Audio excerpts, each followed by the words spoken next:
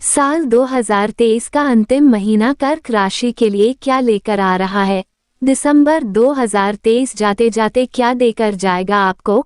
आपका स्वास्थ्य, आपका भाग्य, आपका करियर, आपकी शिक्षा, आपका प्रेम प्यार और आपका वैवाहिक जीवन साल के अंतिम महीने में कैसा रहेगा?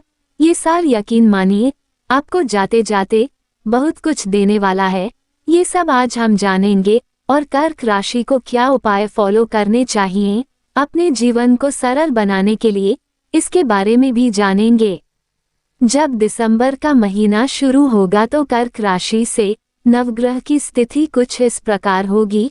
आपके दशम भाव में देव गुरु बृहस्पति विराजमान रहेंगे, नवम भाव में राहु देव हैं और तीसरे घर में केतु देव, आपके चौथे भाव में विराजमान है शुक्र देव, तो पंचम भाव में है सूर्य और मंगल देव, आपके छठे भाव में बुध देव हैं और अष्टम भाव में शनि देव। चलिए सबसे पहले बात करते हैं आपके स्वास्थ्य के बारे में। तो आपकी राशि के स्वामी बनते हैं चंद्र देव। चंद्र देव 2.5 दिन में राशि बदल लेते हैं, इसलिए उनके गोचर का प्रभाव इतना लंबा देखने को नहीं मिलता। इस समय किसी भी मारक ग्रह की दृष्टि आपके लगन पर नहीं पड़ रही है, परंतु शनि देव की धैर्य आपको चल रही है, इसलिए सेहत का थोड़ा ध्यान रखने की जरूरत है। और शनि देव और मंगल देव में आपस में दृष्टि संबंध भी बन रहा है, जो चोट लगने की संभावना पैदा करता है। लेकिन 16 दिसंबर के बाद सेहत में सुधार होगा।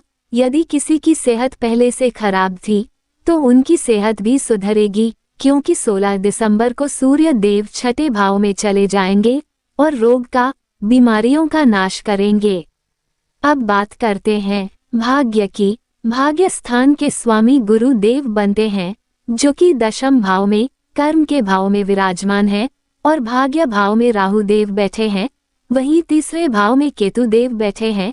केतु देव यहाँ बैठकर छोटी मोटी यात्राएं करवाते हैं, भाई बंधुओं से भी सहयोग मिलता है, उनका सपोर्ट मिलता रहता है। और राहु देव भाग्य भाव में बैठकर भाग्य की वृद्धि करते हैं। फॉरेन ट्रैवल करवा सकते हैं, लॉन्ग ट्रैवल करवा सकते हैं, आप किसी धार्मिक यात्रा पर भी जा सकते हैं। अब बात करते हैं करियर की। तो करियर का घर होता है दशम, और दशम भाव में देव गुरु बृहस्पति विराजमान हैं अपने मित्र की राशि में, और सामने बैठे हैं शुक्र देव। मालव्य राजयोग बनाकर शुक्र देव और बृहस्पति देव में दृष्टि संबंध भी बन रहा है। दोनों ही ग्रह बहुत अच्छी स्थिति में हैं, कारोबार बहुत अच्छा चलेगा। वहीं धनेश और पंचमेश सूर्य और मंगल आपके पंचम भाव में हैं, तो धन को लेकर, नौकरी, कारोबार को लेकर आपका बहुत अच्छा समय है। शुक्र के प्रभाव से आपको कला, क्रिएटिविटी, सौंदर्य, आर्ट्स, इन सभी क्षेत्रों में आपका सितारा चमकेगा। भूमि, भवन, वाहन, कृषि, शिक्षा, इन क्षेत्रों से आपको भरपूर लाभ, प्रॉफिट मिलेगा। वहीं सूर्य और मंगल के सहयोग से आपको शेयर मार्केट से, सरकारी कामों से, जमीन जायदाद से भरपूर सफलता मिलने के योग बन रहे हैं।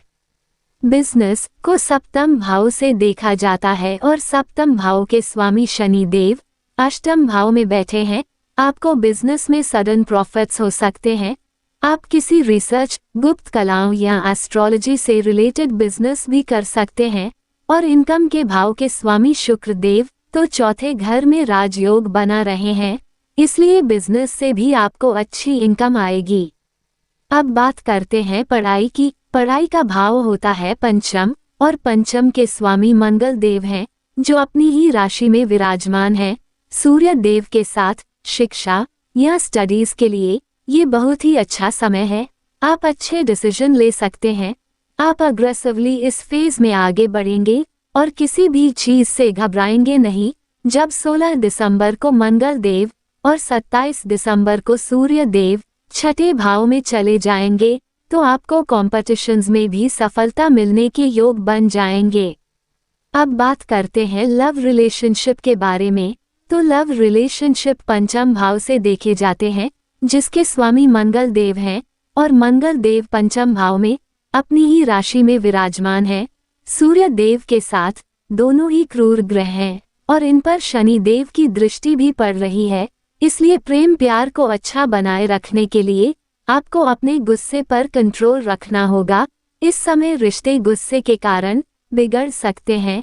आपको लड़ाई झगड़े से जितना हो सके दूर रहने की कोशिश करनी है और रिश्ते को संभालने की कोशिश करनी है। हालांकि 16 दिसंबर को मंगल देव और 27 दिसंबर को सूर्य देव राशि परिवर्तन कर लेंगे, जिसके परिणाम स्वरूप लव रिलेशनशिप अच्छे होने लग जाएंगे और मंगल देव और सूर्य देव छठे भाव में आने के कारण आपके जीवन से रोग, ऋण और शत्रु का सफाया कर देंगे। आप में बहुत हिम्मत भर देंगे।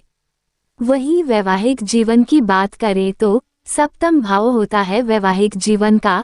सप्तम भाव के स्वामी शनि देव हैं और वो आपके अष्टम भाव में बैठे हैं। दिसंबर के महीने में वैवाहिक जीवन नॉर्मल रहेगा, संतोषजनक रहेगा। हालांकि शनि अष्टम भाव में है और धैर्य भी चल रही है, तो अपने पार्टनर की सेहत का ध्यान रखें। अब बात करते हैं कि क्या उपाय करने चाहिए कर्क राशि को। तो आपकी राशि के स्वामी बनते हैं चंद्र देव, इसलिए चंद्र देव के बीच मंत्र का प्रतिदिन सूर्य ढलने के बाद 108 बार पाठ करिए, ओम सोम सोमाय नमः। इसके अलावा शनि देव की धैर्य चल रही है, उनसे अच्छे फल लेने के लिए शनि देव के बीज मंत्र का भी 108 बार पाठ करें, ओम शम शनैश्चराय नमः। शनिवार के दिन मंदिर जाकर शनि देव के आगे सरसों के तेल का दिया जलाएं और हनुमान जी की पूजा करेंगे तो आपको बहुत अच्छा फल प्राप्त होगा। प्रतिदिन हनुमान चालीसा का पाठ अवश्य करें। हमसे परामर्श लेना चाहते हैं तो हमारी ईमेल आईडी पर संपर्क करें। अगर ये वीडियो आपको अच्छी लगी हो तो हमारे साथ बने रहिए और चैनल को लाइक, शेयर और सब्सक्राइब करिए। धन्यवाद।